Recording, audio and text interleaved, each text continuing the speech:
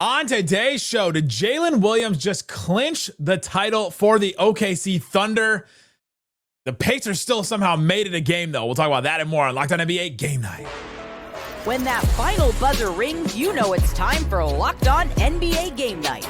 All the post-game reactions to every game across the league, every single night, with insights only the hosts at Locked On can provide.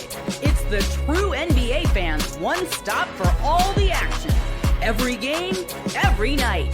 It's Locked On NBA Game Night. Tipping off now. And welcome. You are Locked On to NBA Game Night. My name is Nick Angstadt, host of the Locked On Mavericks podcast, part of the Locked On Podcast Network, your team every day. Thanks for being an everydayer, making Locked On NBA your first listen. Today's episode is brought to you by FanDuel. New customers can put down $200 or put down $5 and get $200 in bonus bets if your first $5 bet wins. Joining me from Locked On Knicks, Gavin, Schall. What'd you see in the NBA tonight? Pretty big win for the Oklahoma City Thunder. The Indiana Pacers trailing in a series for the first time all postseason. They have 2 games left to remedy that. A banger of a game between these two teams. It looked like the Thunder were just going to run away with it over and over again, but the Pacers still made it a game. So we'll talk about how they made it a game. We'll talk about the beats of it. We got to talk about TJ McConnell. Like, one of my legitimate questions about this game is, did Rick Carlisle hold TJ McConnell out of the game too long in the fourth quarter? Which is not a thing I thought I would say at the beginning of this playoffs. We'll also talk about Pascal Siakam. We have to talk about Tyrese Haliburton. But let's start here with OKC. Gavin, Schall, did OKC just win the finals by winning a clinching game 5? I am going to shock myself with this answer and say no, they haven't done it yet. Just because I think there's so much randomness inherent to a game 7. They are always weird. The stars rarely shine. You get Draymond Green hitting whatever it was, six threes in 2016 and going for 30 plus points. I think if Indiana can regroup, I think we both agree that they're capable of winning at home. It is just a very different game in terms of what they're going to get from their role players. Presumably, obviously one guy could have a hot night and totally swing that, but what you presume they're going to get from the role players in Indiana versus what they got in Oklahoma City. And in any single game, there's some inherent randomness. Obviously, Oklahoma City is the heavy favorite to win their first ever NBA championship, at least in this iteration of the franchise. But I'm not willing to say it's over, despite how incredibly impressive Oklahoma City looked tonight and that feeling that they're just not going to lose at home again. If we get this Haliburton, 0 for 6 from the field, 4 points, did chip in 7 rebounds, 6 assists, had the 3 turnovers, went to the locker room a couple times, was limping back. They were reporting on him all day, basically, and at halftime that he's dealing with that leg injury. I think they clinched it, because I don't know if you're going to get a healthy Haliburton. I think that's what it would take to close out this Thunder team and to actually clinch a game, because you saw what it took from Haliburton in their 2 wins.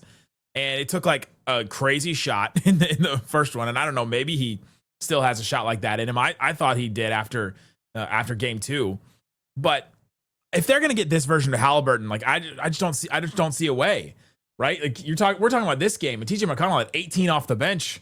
I don't know if you're getting that again either. And that's where I come to with this is I think the Thunder just clinched it, because I think that it's going to be too tough to have this Pacers team with this version of Haliburton. Is he going to get healthier again? Win 2 in a row. That's what they have to do right now. Yeah, if he's not better than he was tonight, I would agree with you that it's over. They describe the injury as calf tightness, which is a little bit mysterious. Is something that is always very tricky for NBA players to come back from quickly. But we've that's seen what Luka had. That's what Luka had all last playoffs, the whole time, and you could just tell that he wasn't right all throughout it, and that calf stuff, it just doesn't go away. Yeah, I thought he moved better in the second half. He was really impactful in the first 5 or 6 minutes of the third quarter. Maybe not quite like himself, but a facsimile. I think they could win one game with him like this. But to your point, if he's not better, then yeah, Oklahoma City probably won.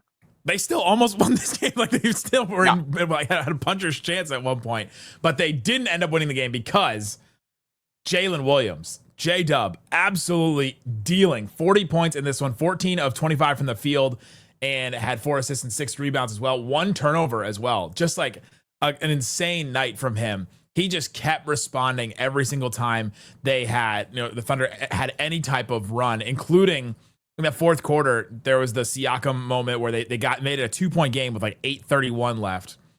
And then Jalen Williams, 3. Jalen Williams, tough driving bucket. Then Jalen Williams, high drive off the glass. It was a 7-0 run basically at that point after a couple other plays.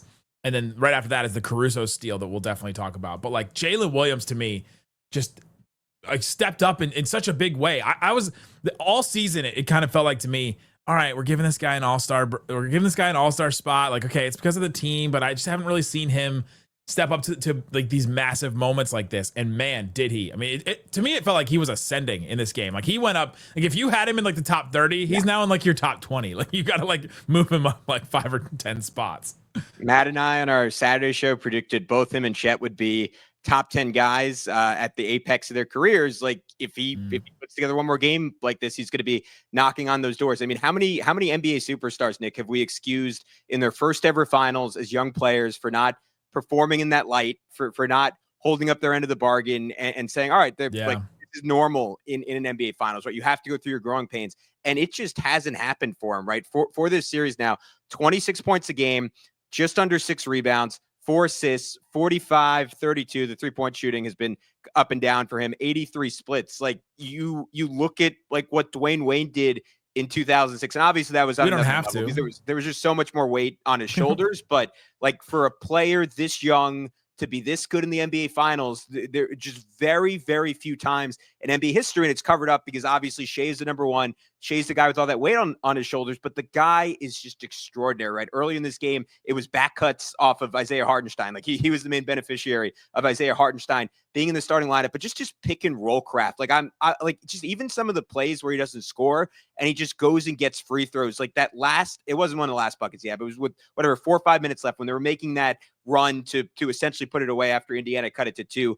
He has a play where Nesmith presses up on him at the level and he just takes a dribble to the left to bait Nesmith into the screen, like pirouettes off it, going the other way, righty downhill drive, forces Nembhard to slide over, finishes like off a 1-foot decel, banks it in. The shot at the end of the third quarter, second straight game he's hit that. Like his ability to change pace, to like separate in really tight space, and then to just make these ridiculous off balance, often off the glass shots. The skill level, the talent, the length, the slow it downness, that's not a word, the slipperiness, like it's all there for him. Like he is just on an extraordinary young player. And then we add the defense to it. The defense that he was adding to this game where I thought he was great defensively too. And I mean, we're seeing a player that can do a lot of really great things. Like names are starting to get brought up, like a Scottie Pippen, you know, like names are starting to get brought up where he's one of the best like running mates now in the NBA, if you start to go through the duos and all that. But yeah, this was a really big prove it game. All right, here's the thing for him though. He's upped his scoring in each game in the finals. 17 in game 1, 19 in game 2, 26 in game 3, 27 in game 4, now 40 in game 5. Is he getting us the crispy tenders combo from Wingstop? We're overdue, man. DoorDash dropping 50. We've been doing that DoorDash ad. Counting on him, so I hope so. Like he's the one that may get it. Only 30 players ever have had a 40-point game in the NBA Finals. The last one was 2023 with Jokic. Curry had one in 2022. Giannis had one. Booker had a couple. Chris Middleton had one in 2021 in that series as well. There's a bunch of them in that series. Giannis had 3 of them. Booker had 2. Middleton had 1. There's not many players that have had a 40-point game in the NBA Finals, and it is wild to put him in that same category as some of these players. I mean, you start to look: Giannis, LeBron, Durant, Kyrie's had a couple, Kobe, Shaq, Michael Jordan. Like, oh my God, this is rarefied air. I mean, this is it. If he continues on this trajectory, it's going to be some form of a dynasty, whether that means 2, 3, 4 championships. Obviously hard to say. Victor Wembanyama or something like that. Your guy Cooper Flagg in Dallas maybe will have something to say about that. But like with just the flexibility they have going forward, and we could talk about like what Chet's going to be, how good Shea is, and just now entering his prime.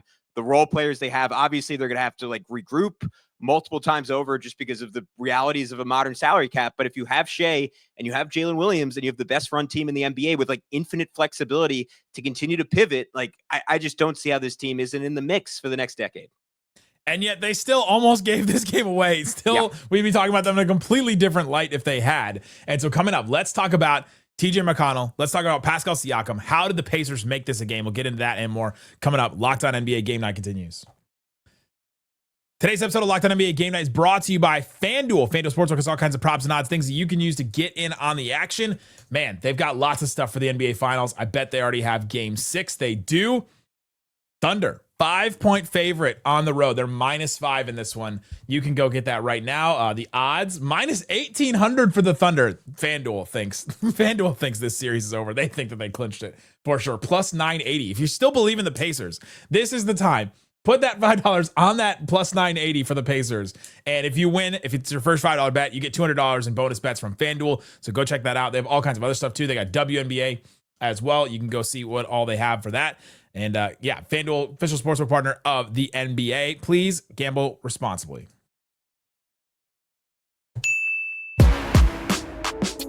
Thanks for hanging out with us on Locked On NBA Game Night, being part of the show, listening every single day. We've got a daily show that covers your favorite team. Locked On Pacers, Locked On Thunder should absolutely be your listens. Rylan will have some great stuff on Locked On Thunder. Tony, east of the Pacers, he may be out of breath like after watching this game for sure. Great stuff all over there. Links in the description wherever you're watching this to find those. All right, Gavin, we're talking about Game 5, a pivotal Game 5 of the NBA Finals, and the Thunder get the win, but we said the praises of Jalen Williams. SGA obviously deserves praise as well. Another 30-point game for him, 10 assists. He was really dealing, playmaking and all that. But I want to focus on the Pacers making this even a game because it felt like the Thunder were dominating. It felt like they had several times where they really pulled out to a lead, and the Pacers had 22 turnovers. Everybody talked all before the finals that the turnovers were going to kill the Pacers. If they couldn't keep the turnovers low, then they would have a chance to win. And yet they have 22 in this game. The Thunder scored 32 points off of those. And it still was like, what? It got to a 2-point game. It was 95-93. A 2-point game. Yeah. It still was in puncher's chance for the Pacers. Why? I think offensive rebounding was a big part of it. They had 18. I don't have the split box score up, but I would guess about 12 of those were in the second half. I thought Benedict Mathurin, who could not make a shot and frankly missed like a lot of big ones when it felt like they had a chance to like kind of crack into that lead. 6 offensive rebounds, the bulk of them in the second half.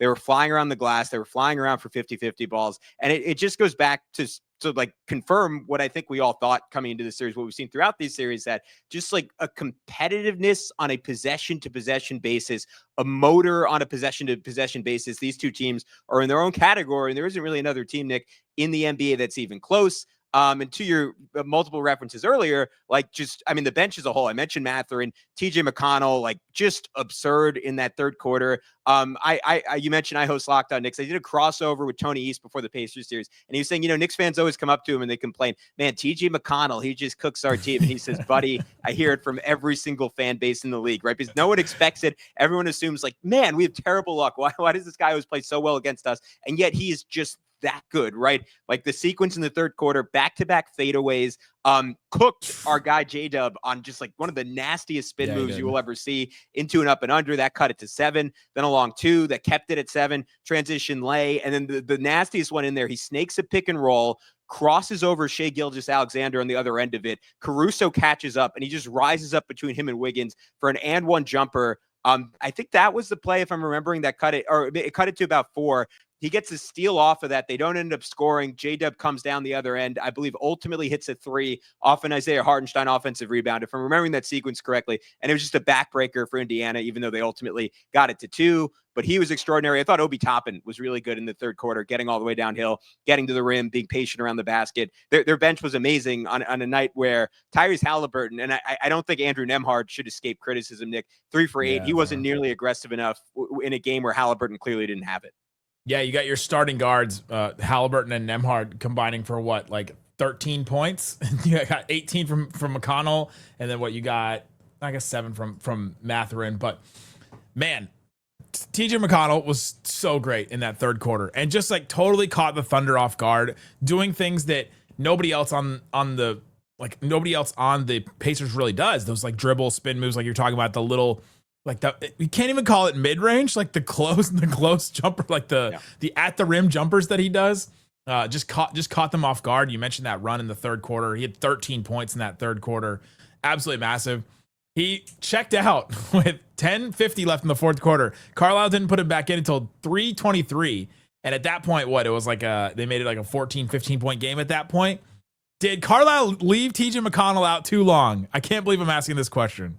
I think it would have been an incredibly bold move. He probably should have been out there over Haliburton, because Haliburton had that push at the beginning of the third quarter, and then there was nothing else. But I mean, look, if TJ McConnell comes out and he doesn't play well and Haliburton's on the bench, Rick Carlisle gets ripped anyways. I don't think they win the game with TJ McConnell out there. He was just so clearly their best player in the second half. He earned the opportunity, but especially when Haliburton's hurt, it's totally, I think it's probably untenable to play both those guys together defensively. So it's a tough decision. It's not something I really put on Rick Carlisle.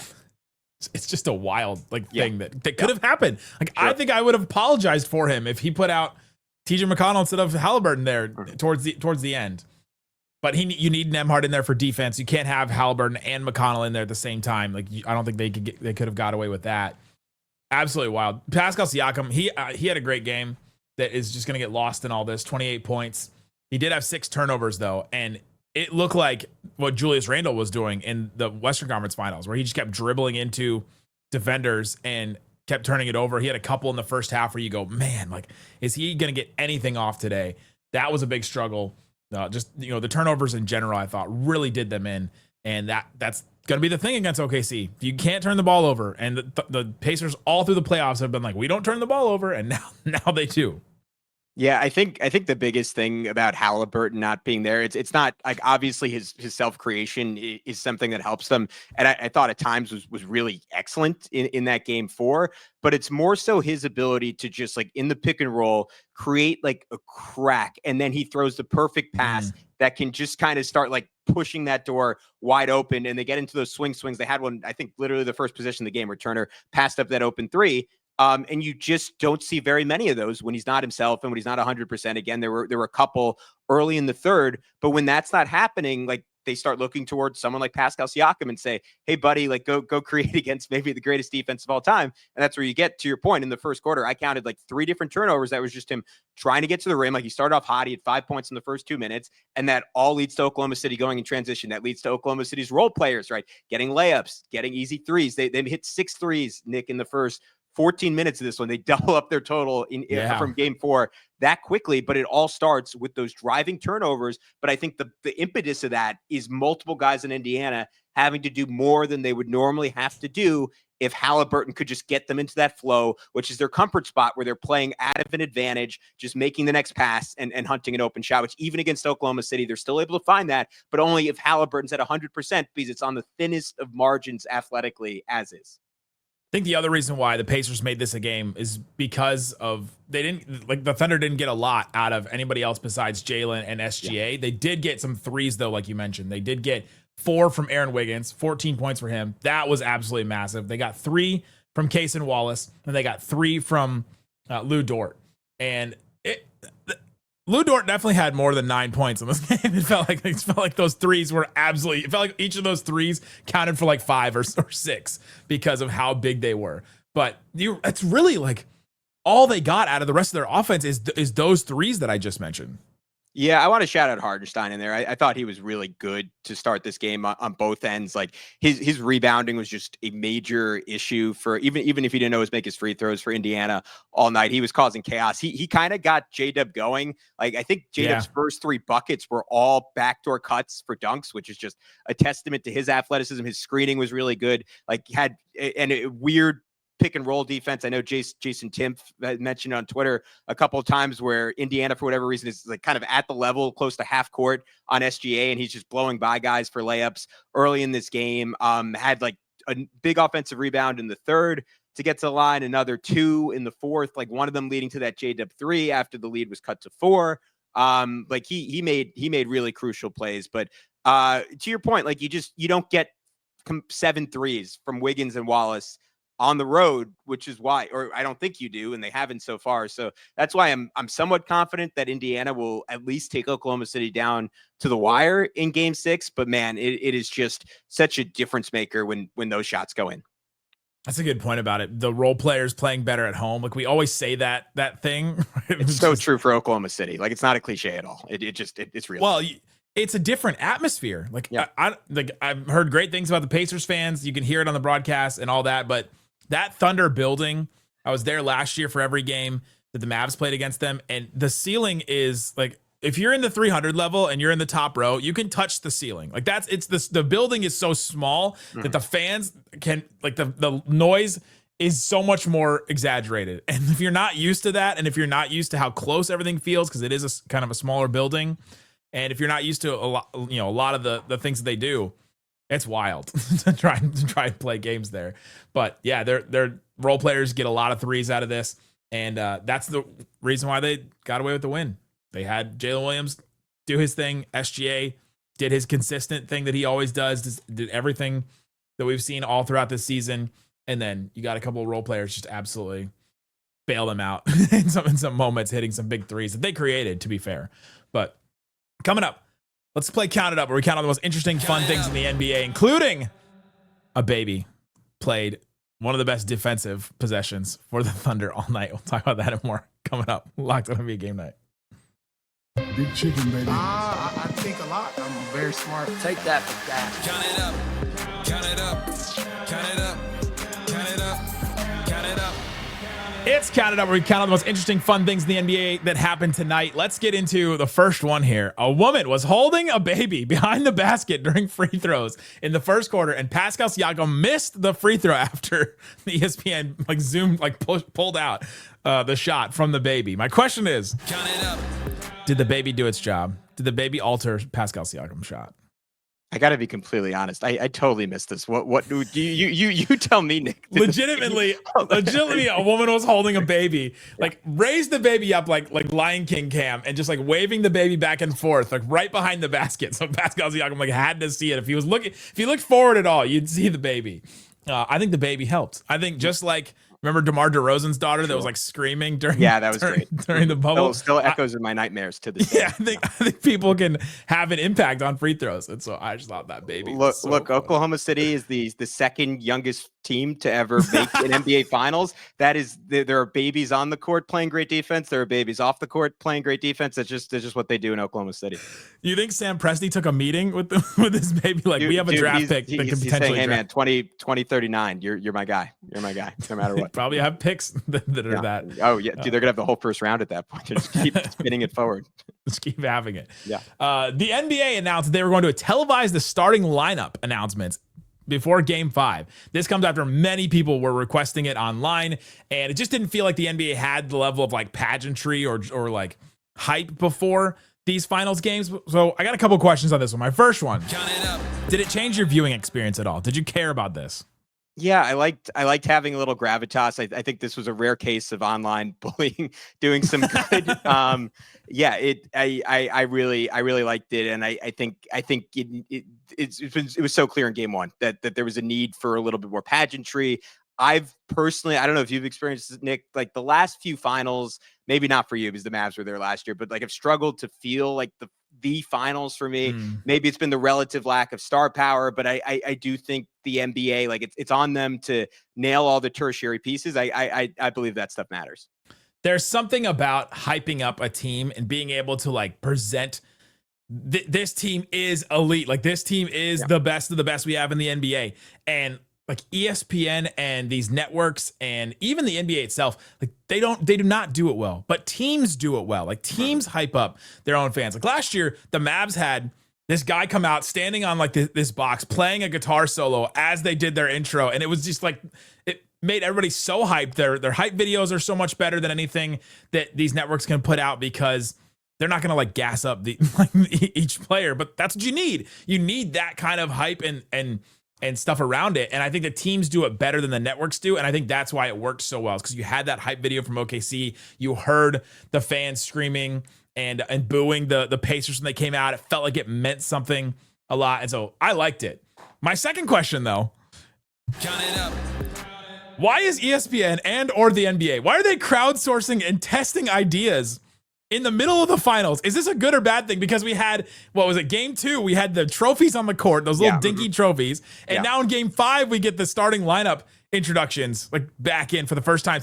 Somebody said for the first time since like 2013 or something like that. Like, why are they crowdsourcing and testing things now? Is this good or bad?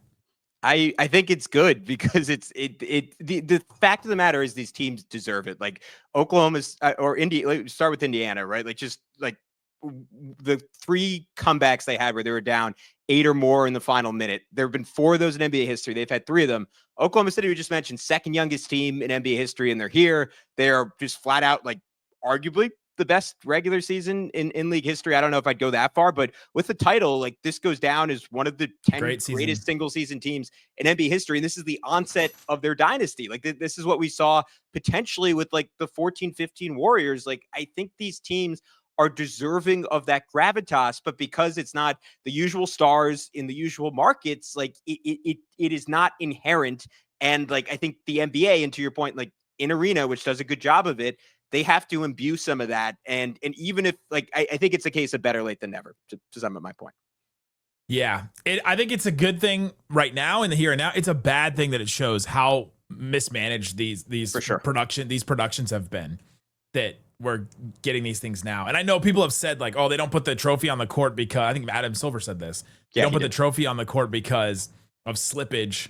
And yet we changed the, like, in-season tournament, like the NBA Cup courts, to, like, pink and purple and red. Like, okay, I don't know about that. In the fourth quarter, the out-of-bounds play that OKC challenged, Indiana tried. Pascal Siakam tried to rip the ball and try to get the ball back inbounds, and the ref held onto the ball to let OKC decide if they wanted to challenge this. They talked about this on the broadcast. My question is, should they do that? Should refs, like, move on with the play if the players are ready, or should the ref hold on to the ball and, like, allow a team a second to try and decide if they're going to challenge something like that? Because it felt like, we talk about the refs influencing games, that really felt like a moment where they influence a game. But we've seen it all season. Like, I've seen it so many times at games that refs will, like, hold on to a ball, not let them inbound it, because they're trying to let the other team or one of the teams make a decision.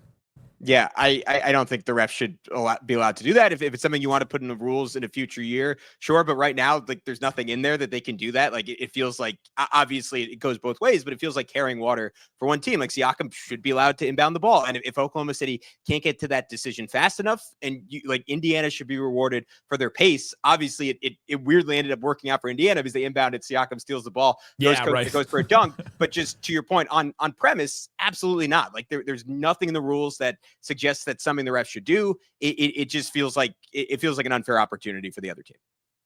It is weird. The ref always seems to, like, get the ball, dribble it one time, like, do the double dribble thing, and then give it to the player. And it just does feel like, especially in those massive moments, like in a finals, that it is an unfair advantage where it's become a weird, like, rhythm of the game that is just normal. Yeah, I don't think they should do it, but I don't know how you legislate it out either. Do you, like, make a rule about this? Like, we just add we're going to make rules about every little thing, and it's just going to be like, all right, every game is robotic. Go ahead. Last one. A video was posted of SGA signing 429 autographs before game 2. They literally, like, the video went through and it counted each one. It was like, it just showed a graphic, like 1, 2, 3, 4, got all the way to 429. The video was sped up that I watched. I didn't watch him. I didn't sit there. Sure. I've taken him, like, I don't know, 45 minutes. I was gonna say, you have a lot of jobs, man. That's real commitment to my question is, if you're an OKC fan, do you love this because it's incredible for a star, or are you secretly, like, kind of hate this because what if he gets a hand cramp doing 429 autographs, like, signing everything before the game? I despise it if I'm an Oklahoma City fan. I want my guy focused. He should be in a sauna or a hot tub meditating with the Dalai Lama. Like, he should not be signing 400 autographs. These are the biggest games of his life. Like, he looked part of another reason why Indiana was able to come back. Like, he looked exhausted from the unrelenting Pacers pressure. They started having Jalen Williams bring it up at times in the fourth quarter. It was really impacting him. I'm not saying signing 400 autographs before game 2 was a factor in that. All I'm saying is, like, keep the guy fresh. It's hard enough as it is. But he does this for road games too. I've seen him do it. I've seen him do it in road games, like, sign a bunch of autographs. And to me, this is incredible. This is what you want your star player to do. This is the best, and this is why sports is the best, because you have 429 autographs. I mean, there's 430, probably 450, 500 people, like, waiting for him and, like, trying to get his attention, and it grows the game. I think this is an incredible gesture by him.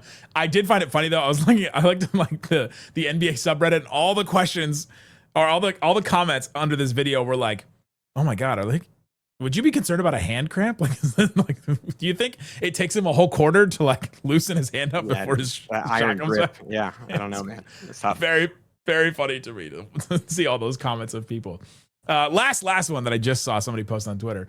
Yaya Dubin posted a very funny detail about this whole thing is that Jalen Williams, J-Dub, was not even the first or second player the Thunder picked in that draft. They picked Chet Holmgren 2 in that draft. They picked Ousmane Dieng. Ousmane Dieng, yeah. With the Knicks the pick. next one. Yeah. It's almost like how the Warriors got Draymond Green after Harrison Barnes and Festus Ezeli. If you're the Thunder, do you just take the win, or are you secretly like, man, I'm glad that this worked out really well for us, because maybe the best player that we picked in that draft, we picked third. I always wonder, this is not a direct answer to your question, how do you decide who to pick first when you have back-to-back picks, right? Is the guy that you want to you pay him a retire little on your more. board? Yeah, you pay him a little more. And I wonder maybe J-Dub leaves one day, but he's like, you didn't believe in me then, you're not going to believe in me now. But no, I think they deserve a lot of credit. I was watching the game with my dad, who's not like a big basketball fan. He was saying, all right, how did they get this far? I was like, it's like just incredible skill from Sam Presti in their front office and a whole lot of luck. I think you got to put Jalen Williams in both those categories. Yeah, just absolutely hilarious to me. They picked him third out of their 3 picks. But obviously, incredibly well put together team. It's all worked out for them. And I think they're on the precipice of a championship, because the Pacers have to win their next 2. They got 2 more games. That's it. They're 6 and potentially 7, and they got to win both of them. Check out Locked On Pacers, Locked On Thunder for great stuff. Also, Locked On NBA Daily with Doug, Matt, and Hayes. Also great stuff there all the time. Locked On Knicks with Gavin and Alex. Locked On Mavs with me and Isaac. Go check out those shows. Thanks so much for listening to Locked On NBA Game Night.